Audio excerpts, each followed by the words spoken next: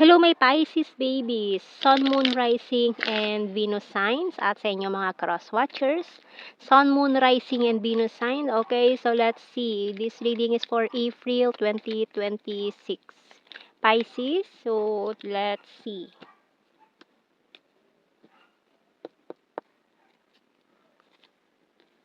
Wow.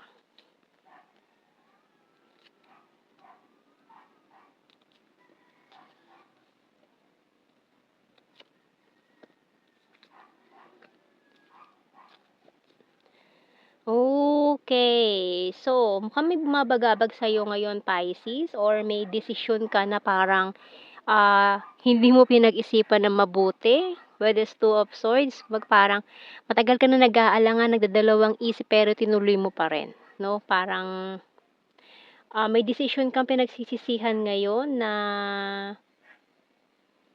sinasabi mo rito, bakit tinuloy ko pa? Parang hindi ka pa sigurado. Ganon. So, let's see.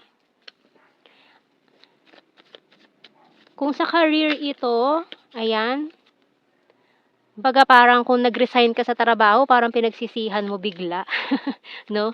Parang nanghinayang ka, pero someone or new ano naman dito, parang may sasalo naman sa'yo, pero yun nga lang, parang nanghihinayang ka pa rin sa mga nangyari. Oops. Okay. So, mukha kasing may pinaplano kang mag-ibang bansa or pumunta sa malayong lugar with this airplane, or may makikilala kang new person from far away na malayo. Ingat lang with the snake dito kasi parang someone here is parang not true, hindi totoo sa mga sinasabi niya sa'yo.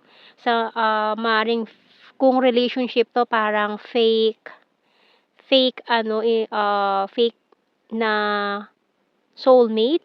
Pinakita niya sa'yo, parang pinaramdam niya sa'yo na siya yung soulmate mo, or maaaring twin flame pa sinasabi niya sa'yo. Twin flames kayo, pero malalaman mo yung totoo, and makikita mo na hindi totoo yung mga pinagsasabi niya sa'yo. Kumbaga, niloloko ka nitong taong 'to na gano'n kayo. And then biglang out of the blue, makikilala mo yung talagang para sa'yo. Itong taong 'to mukhang nasa malayong lugar, maaaring foreigner or may lahing iba or half-half, ganyan. Kung half Pinoy or ano, ganyan.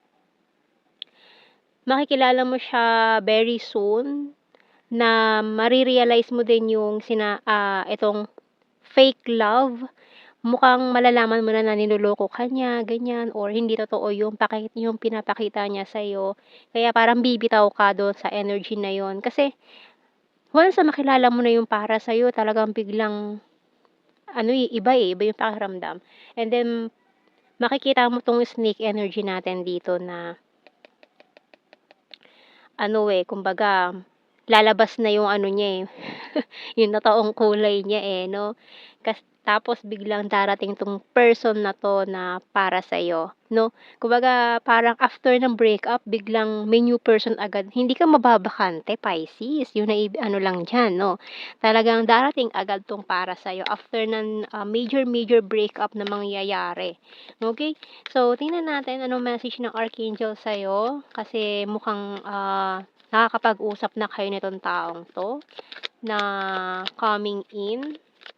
Mukhang nakilala mo siya sa dating site, dating app, ganyan. So, Relationship Harmony by Archangel Raguel. We angels are opening the hearts of everyone involved. Arguments and conflicts are being resolved now. Okay.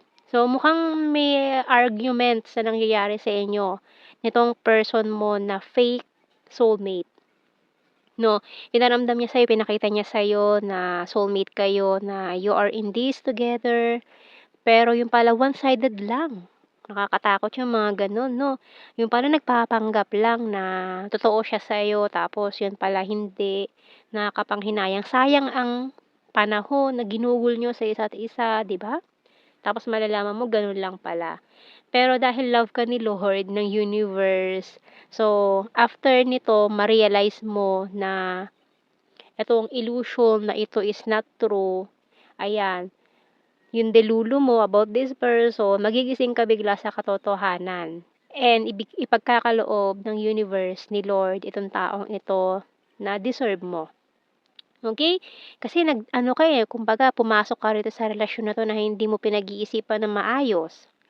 Parang pinagsisisihan mo ngayon na pero okay lang 'yan, natututo tayo sa mga ganyang pagkakamali and, ayan itong paparating sa'yo is very promising na mukhang very soon ay hahantong din 'to sa lifetime 'no, magkakasama kayo in this lifetime nitong taong 'to.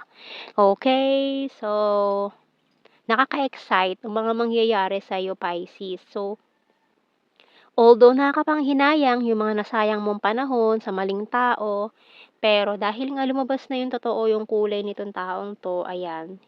So, hindi nakakapanghinayang bitawan yung mga gano'n, 'no? Kaya move forward sa mga new beginning coming in and lalo na sa work kasi mukhang recently nag-resign ka for this person. Maaaring pinag-resign yung taong yun pa ang reason kung bakit ka nag-resign.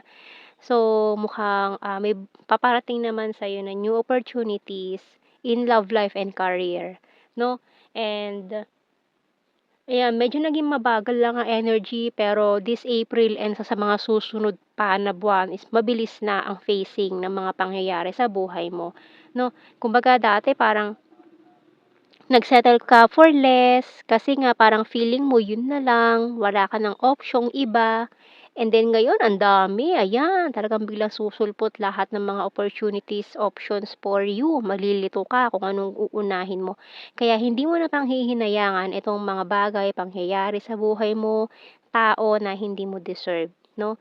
So, talagang very promising at may mga wishes ka rin na matutupad this April.